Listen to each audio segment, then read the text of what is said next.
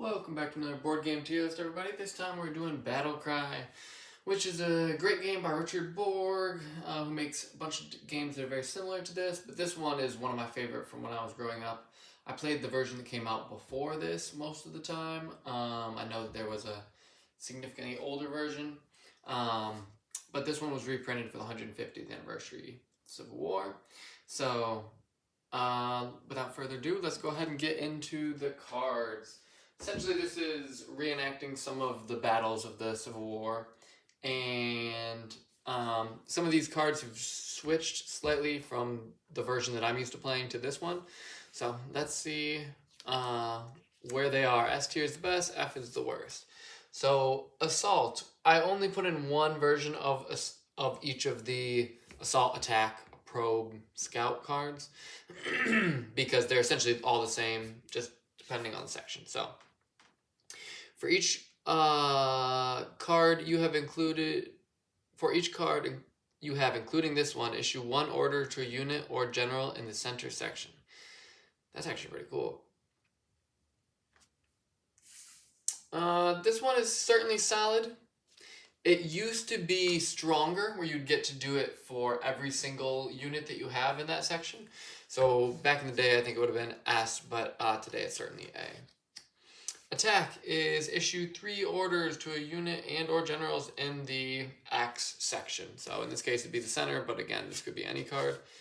This is pretty much your typical good card that you want to play. Leadership, issue 1 order to each of your generals if an ordered general is attached to a unit and that unit is also ordered as long as the general stays with the unit this turn. Each of your infantry and cavalry units with an attached general will roll 1 additional die when battling this turn. If you don't have any generals, instead issue 1 order to a unit of your choice in any section. So this bottom text is certainly very helpful. In the past, they didn't have that, so there would be some cards that were just dead. I believe a bunch of cards have this now that just let you activate something, which can be really helpful because sometimes you'll be getting attacked in a section that you don't have anything, so you can just use cards that would normally be dead to help you retreat or fight. So this is actually, I think this is a large upgrade to the old leadership card. And even the old one, maybe that's wrong. My memory of the old one is that you only got to activate 1 leader. Maybe that's not true though. Maybe before you could do all of them. Regardless, I think we're going to say this one's S tier. It was awesome before. I think it's still awesome. Battle and hold position. Issue 1 order to each of your units in a section of your choice. Those units may battle but not move this turn. Yeah, I don't actually love this card. It's decent, but often you do want to move.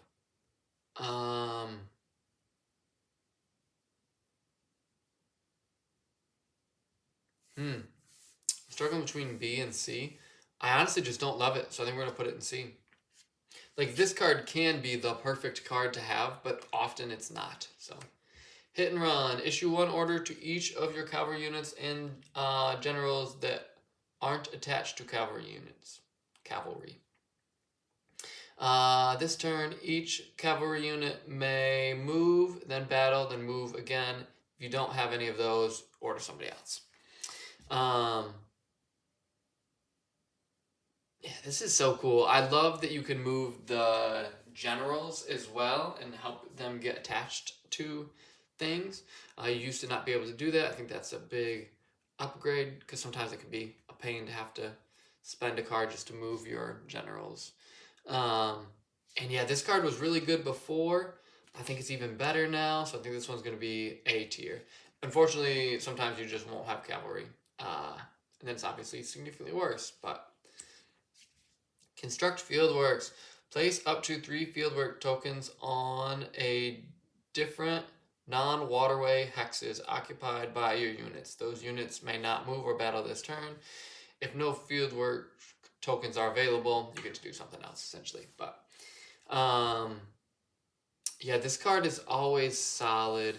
I think this one's going to go A tier as well. Taking up defenses is just very helpful.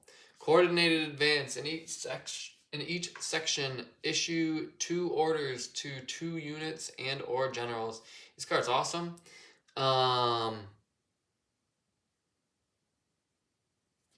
Maybe we'll end up.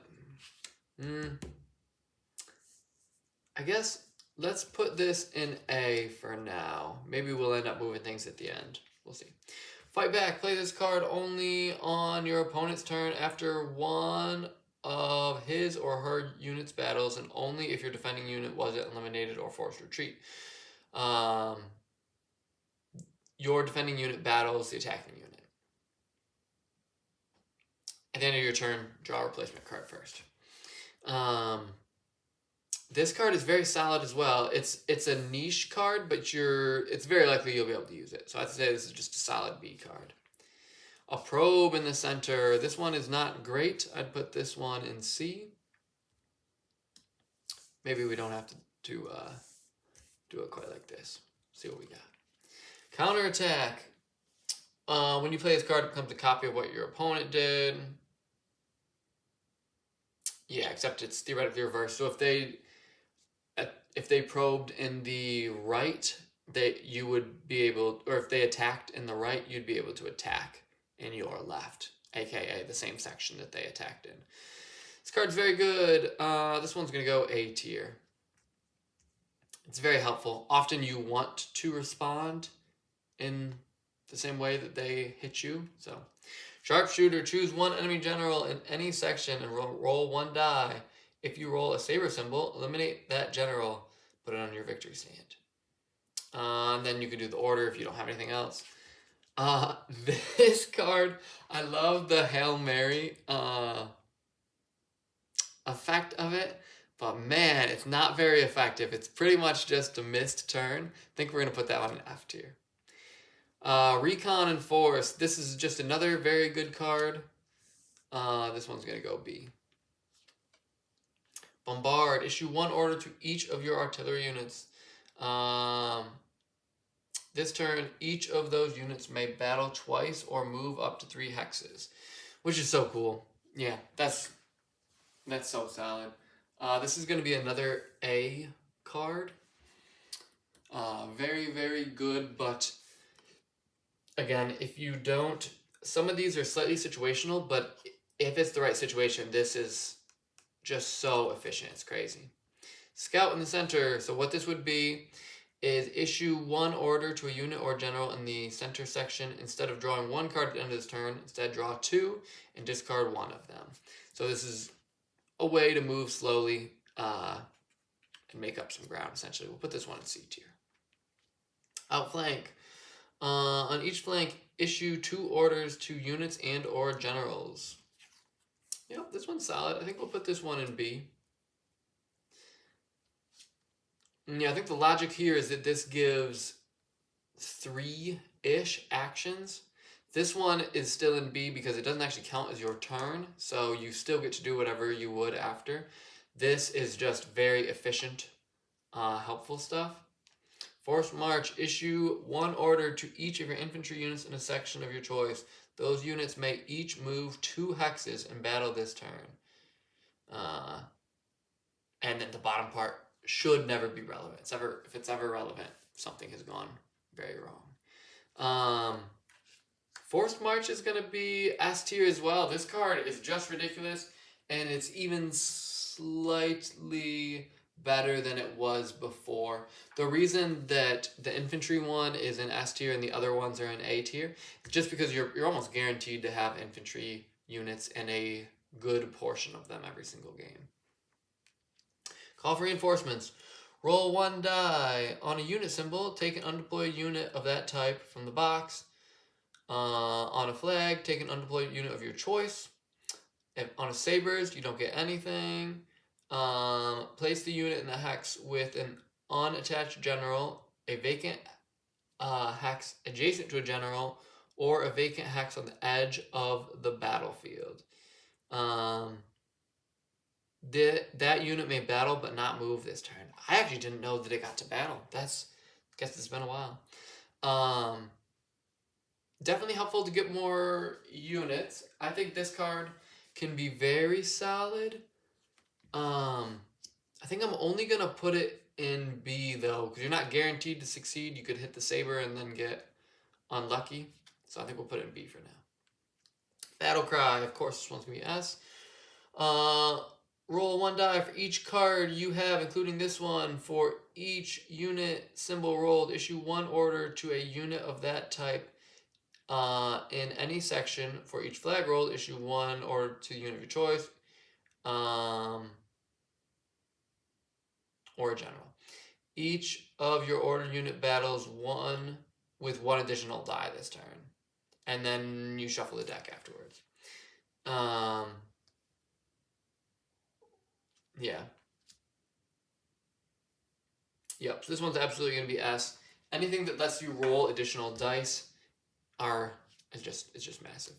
Rally, roll 1 die for each card you have, including this one. For each unit symbol rolled, return 1 eliminated figure of that type to an understrength unit of your choice in any section, up to that unit's initial number of figures. Each unit that gains at least 1 figure this way may battle but not move this turn.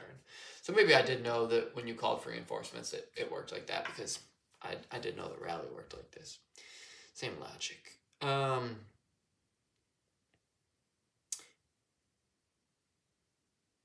Yeah, it's interesting how they changed this. Actually, maybe it was always for the number of cards you had, and I just forgot. I think that this one is going to be B tier. It's solid, especially given that they can all battle. Yeah. Short supply, choose 1 enemy or friendly unit in any section. That unit's player chooses a vacant hex on his or her edge of the battlefield in the same section as that unit and puts the unit in that hex along with any attached general, if there is any. So, sorry for my poor reading skills. I think this...